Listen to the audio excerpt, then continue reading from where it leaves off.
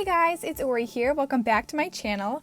In today's video, I'm so excited to share some of my digital art tips and tricks, I guess. Stuff that I do that I thought might help you guys out as well. So my first tip is to sketch with gray, not black. It feels more natural, like drawing with a pencil on paper. Pencil lead isn't pure black, so I find that I'm less intimidated to start my sketch. My second tip is to follow your traditional art process in digital art. You can apply any knowledge you learned traditionally to your digital pieces.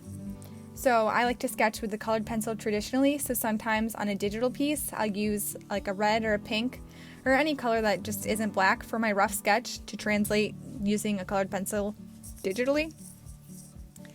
When I first started digital art, I thought of it as a whole new, I completely changed my process and did everything differently than I would have traditionally. So I found my growth to be separate, like my traditional art and my digital art skills improved at different rates. But once I realized that you can use the same techniques and apply anything you've learned or improved on from one medium to the other, I started improving a lot faster, both traditionally and digitally. My third tip is to vary your line weight, especially if your line art is going to show through at the end. This adds interest to your piece, and it can be used to guide the viewer to something with a lot of contrast in line width. And on top of that, all your lines don't have to be complete. You can leave spaces or gaps so that there isn't as much emphasis on some of your lines. I like to do this a lot on the lines of the face. I'll taper the outline of the cheeks or the jawline or something. I'll taper them off. My next tip is to flip your canvas back and forth. I use that a lot in this piece actually, probably 5 times just in the beginning sketches. So this helps you see any mistakes that you could have missed or just gotten used to from looking at it for a long time. And when you look at a piece for a really long time, your mistakes can start to look normal even if they aren't. So also taking a break for a while and coming back later or even the next day can help you see things with a fresh eye and notice things that you might have missed. For me, once I finish the rough sketch and I'm about to start the next sketch on top, whenever I add a new layer, I use it as a reminder to flip my canvas.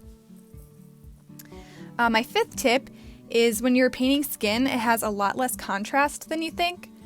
So after you lay your base layer color down and you're about to add depth with a lighter or a darker color, that color isn't going to be that much lighter or darker.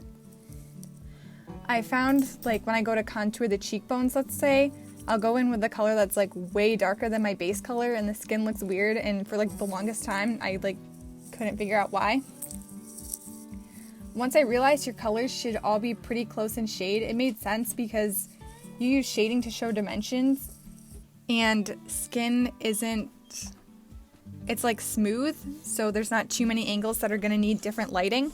But one of the places that you could have a bigger difference in shades is around the nose because it's more angular, I guess. So looking back in this video, I can see that I made her nostrils, I could have made them darker. My next tip is to try new things and experiment. I've been changing up my go-to process lately and trying different layer styles for my line art. And in this painting too, I've tried this a couple times before, but I don't usually paint my whole piece in grayscale and then color over it, but I decided to experiment with that. And I really like how the grayscale part came out. The coloring still needs some work, but I'm learning and seeing what I like. My next tip is to take your time on a piece and really add detail and render it out. I have a problem with this. In the past, I've noticed a mistake, but I just want to be done with the piece, so I'm too lazy to go back and fix it, so I just leave it till the end. But if you're leaving your mistakes, you're not really gonna improve on them. For one of mine, my big thing is I hate drawing hands, so I know they look bad, but I don't push myself to work on them. So in this piece, especially if I'm not feeling working on something or I just don't feel putting in the effort, I'll take a break and come back to it later. This piece for this video I worked on over a few days. So yeah, just come back when you feel putting in more effort. My last tip is to add a vignette. Sometimes if a piece doesn't look cohesive or finished or the colors aren't working well, a vignette can really tie a piece together. I've been adding these to a lot of my paintings lately, and I feel in this piece, I blurred the background to show depth from the foreground, but then the background looked kind of detached from the character, like it wasn't in the same piece. So adding that vignette kind of tied the whole piece together. So to make a vignette, I make a new layer and then I use a dark blue to draw like a circular shape around the outside, and then I Gaussian blur it, and then sometimes I'll set the layer to multiply, sometimes I just lower the opacity, but yeah. So once I colored this piece, it was still a little desaturated, so I tweaked the colors and I added that vignette that I just said and some highlights, and I was done. I hope you guys like this video, and if you have any requests of what you'd like to see me draw or talk about in any of my future videos, you can leave a comment down below. It's always nice to have ideas. So thank you guys so much for watching, and I'll see you in the next video. Bye!